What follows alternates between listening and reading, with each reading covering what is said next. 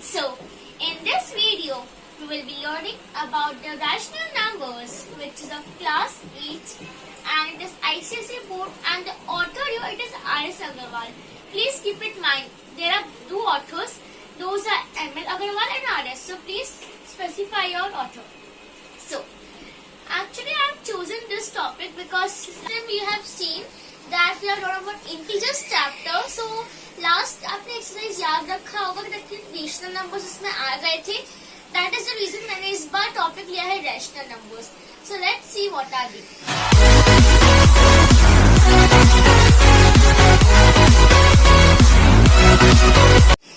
So rational numbers means they are in a fraction form.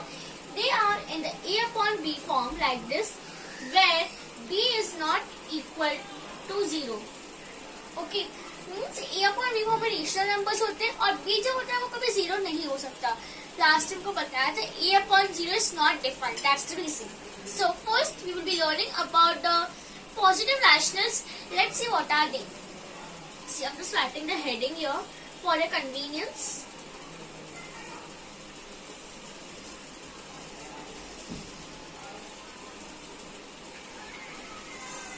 आपको दिख रहा होगा विजिबल फॉर यू. सो देखते हैं पॉजिटिव रैशनल्स क्या होते हैं. So what are they. Last time integers हमने सब सीखा था तो हमने आपको मैंने कुछ रूल्स बताई थी कि माइनस माइनस प्लस होता है, minus into minus, minus divide by minus, all that. Same यहाँ पे भी रूल अप्लाई हो जाता है रेशनल्स में. इसके लिए आपको वो एकदम अच्छे से फिक्स करना है अपने माइंड में. So those are suppose if I am writing 5 upon 7. So ये एक रैशनल नंबर है और पॉजिटिव. क्यों? Because both the numbers are positive. That's the reason. If I'm writing a number minus 5 upon 7 minus 7, ये एक positive rational है. आप बोलोगे कि माइनस है फिर भी क्यों?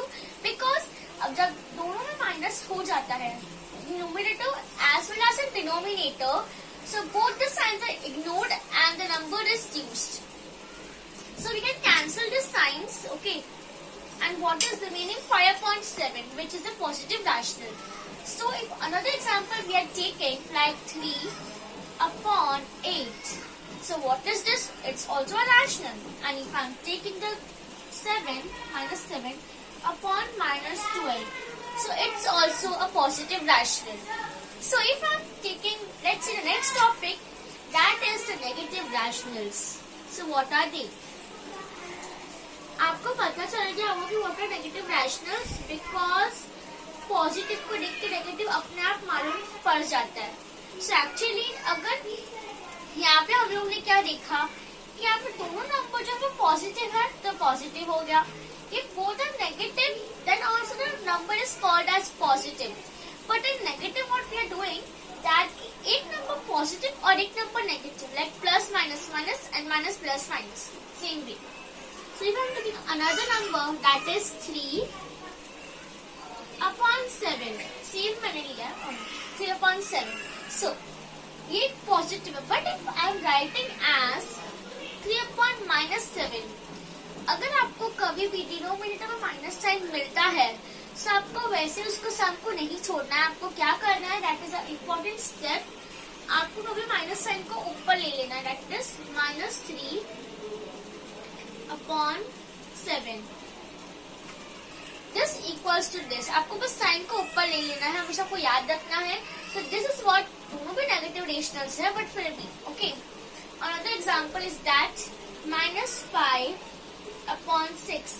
ये भी एक नेगेटिव रैशनल है बिकॉज इसमें माइनस एक के डिजिट पे 6 पे नहीं है इसलिए.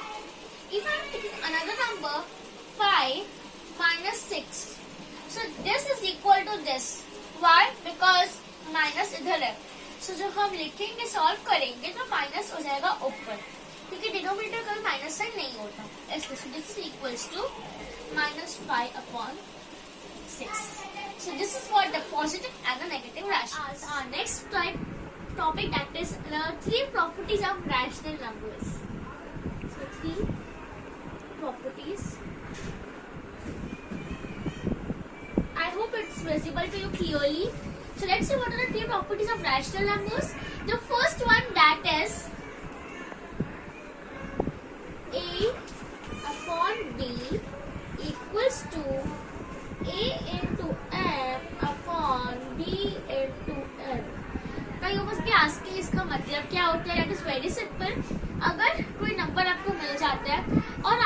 उसको सपोज कुछ किसी नंबर से मल्टीप्लाई करना है, सो कभी भी आपको फ्रैक्शंस रैशनल नंबर में आप मल्टीप्लाई करते हो, सो आपको उसको दोनों डिजिट में आपको मल्टीप्लाई करना है.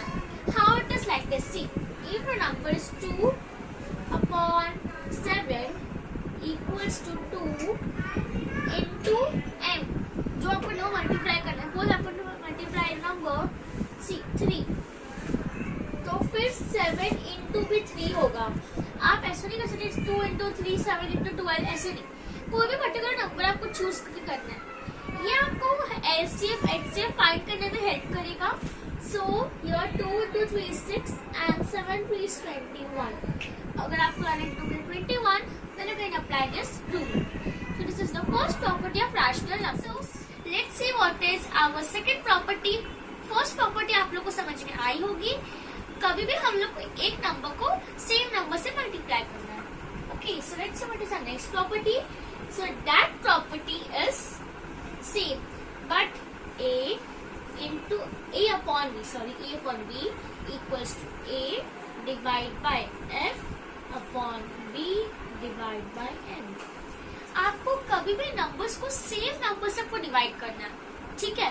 सो अगर मैं नंबर लेती हूँ suppose 50 divide upon 100 equals to 50 divide by 10 upon 100 divide by 10. ये लास्ट का नंबर होता है वो सेम होना चाहिए. ठीक है.